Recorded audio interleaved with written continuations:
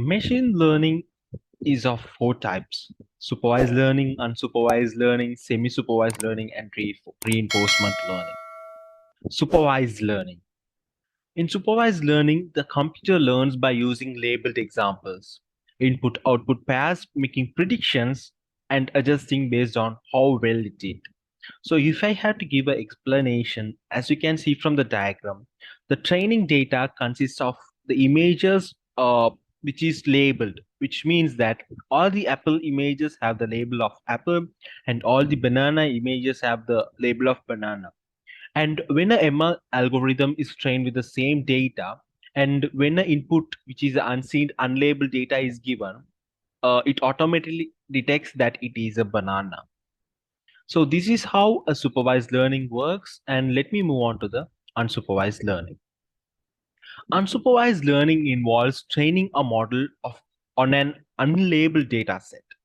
The algorithm explores the inherent structure in the data, identifying patterns, relationships, and clusters without explicit guidance.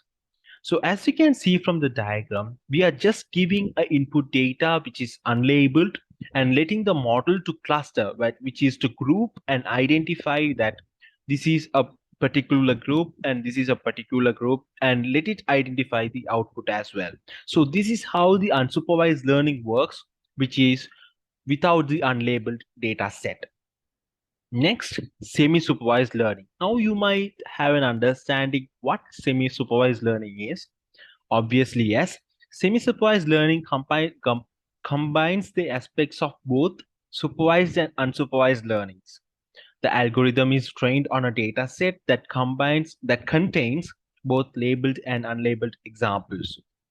So as you can see from the diagram, the partially labeled data and the unlabeled data are given for the machine learning model to train, and the input data is given for the prediction. And finally, it is the reinforcement learning. In reinforcement learning, the computer learns by taking actions in an environment, getting the feedback like treats for good actions or scolding for bad ones, and figuring out the best action over time to get the most rewards.